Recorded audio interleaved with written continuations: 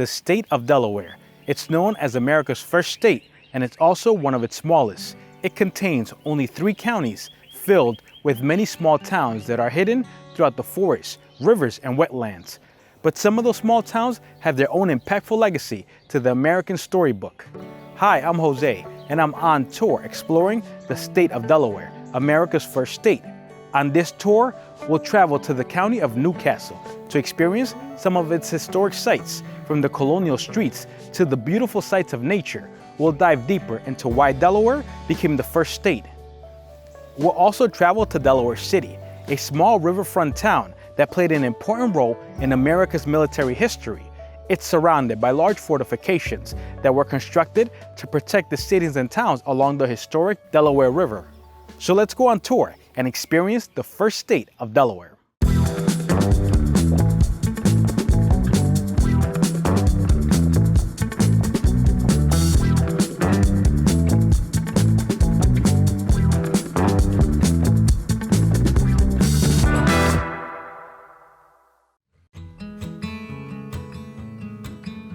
Welcome to one of America's oldest and most charming, picturesque cities.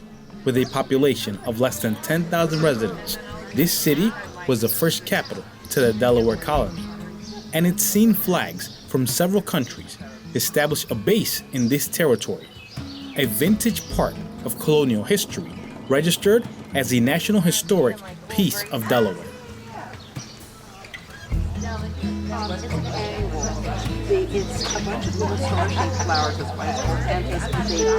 New Castle is the northernmost county in Delaware and also the name of this town, a small riverfront community filled with colonial homes and cobblestone streets, a timeless architecture memorializing what colonial America used to feel like.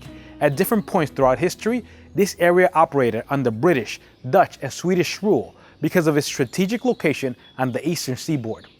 Let's begin the journey and explore this wonderful town, starting at Delaware's Independence Hall, the New Castle Courthouse, one of the oldest courthouses in America, with that colonial architecture, which still holds up its beauty.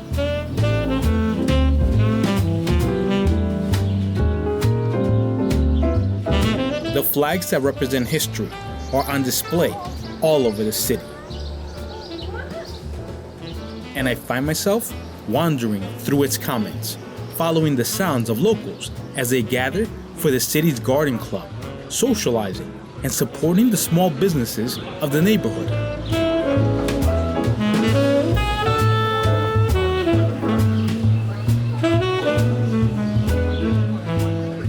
From above, we see a military plane, since the National Guard keeps an Air Force base nearby.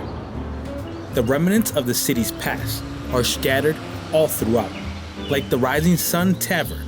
Built in 1796, it's a metaphor for roadhouses, a stop for travelers and their horses during the 18th and 19th century. New Castle has over 500 preserved buildings that span colonial, federal, and Victorian architecture, a diversified design across different periods of America.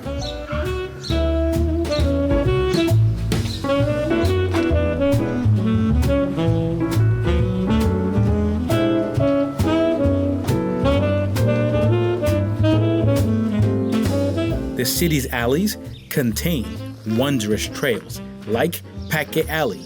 It's known as the most historical alley in all of Delaware. It's so interesting the things you find when walking around. This little alley probably saw so much traffic.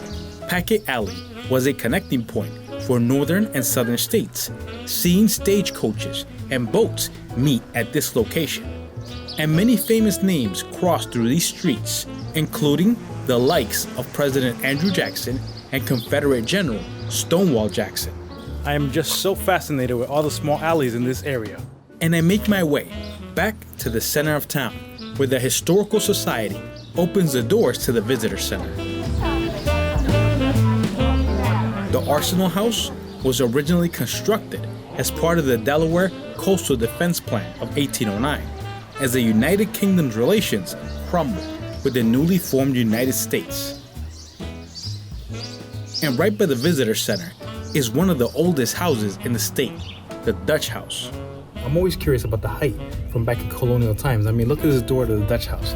I'm about 6'1". I could definitely hit my head right there. And you see it all over bunkers and all these small colonial homes, that the living spaces were very small.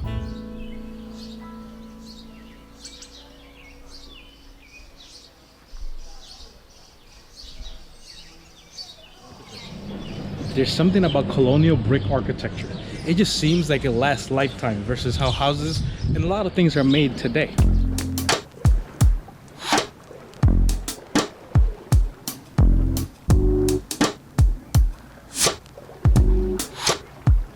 At the edge of this colonial city is the Newcastle Harbor, a story of its own attached to the Delaware River. During its colonial period, Newcastle was the first source of fresh water for boats entering the river. And I head to the pier to get a better look at this fascinating scenery. The long stretch of pier and calm waters makes the river look endless, a beautiful part of Newcastle that further propels its tourism.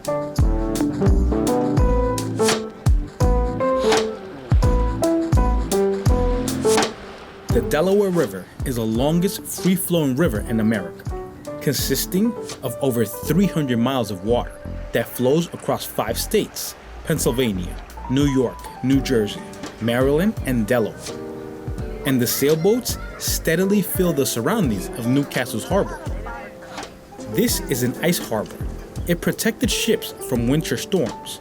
It made Newcastle a winter destination, as Philadelphia's harbors would crush the hulls of wooden ships. The boats traveling along the river are a foreshadow of Newcastle's decline, an ice harbor created to protect wooden sailboats, but no longer needed protection when steamboats took over American rivers.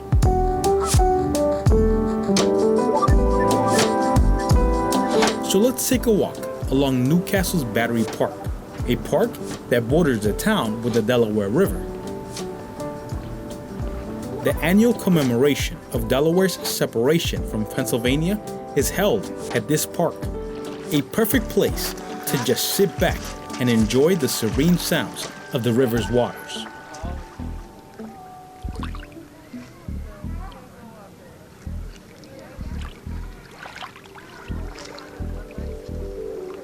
It's a nice warm day, you could definitely feel the sun. As we travel Delaware, we'll come across a lot of its trails and bodies of water. It's an area on the eastern seaboard connected to the Delaware River. Because of the state's close proximity to the ocean, it has a unique geographical composition.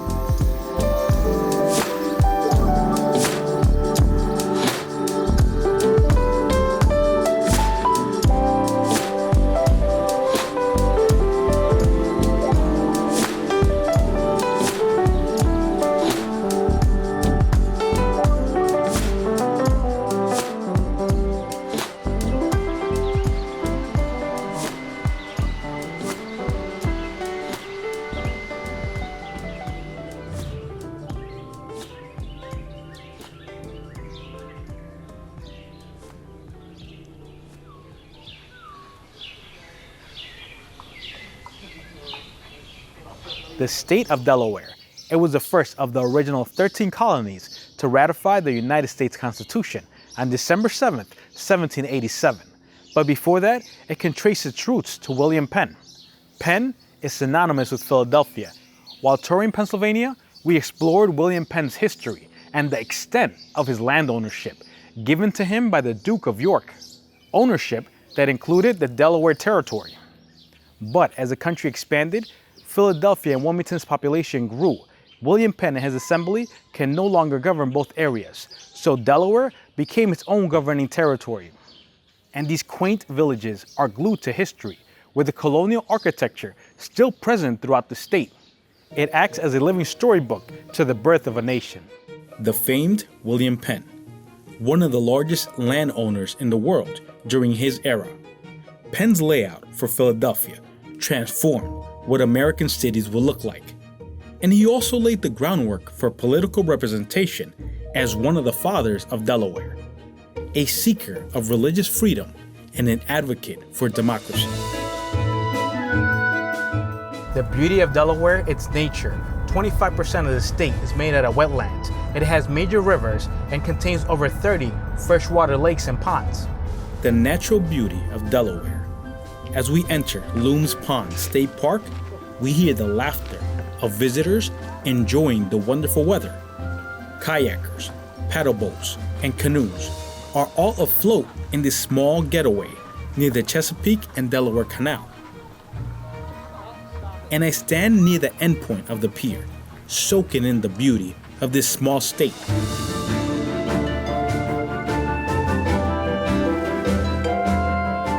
Lums Pond is Delaware's largest freshwater pond, surrounded with over 1,700 acres of recreation, originally built as a source of water to fill the locks of the nearby canal.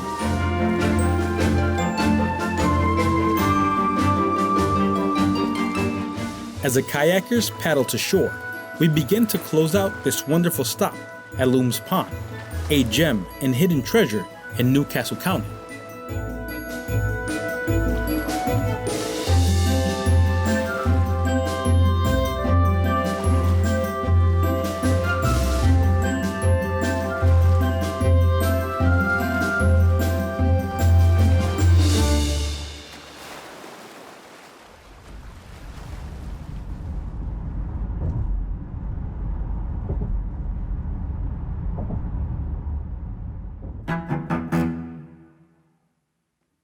Delaware City, a small town containing less than 50,000 residents.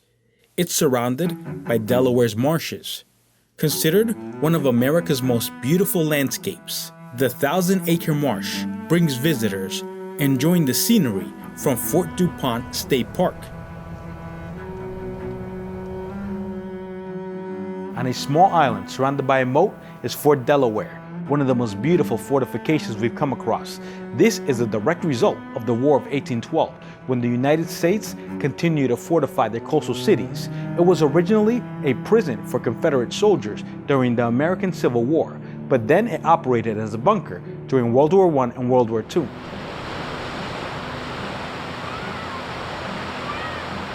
Along the waters of the Delaware River, we see boats taking leisurely excursions on an area that contains so much history.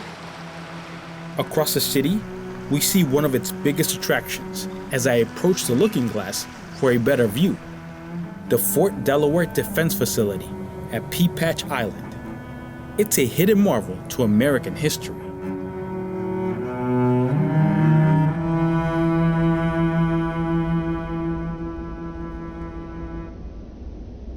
The Fort Delaware Harbor Defense Facility was constructed in the mid-1800s, acting as the largest fort in America when it first unveiled.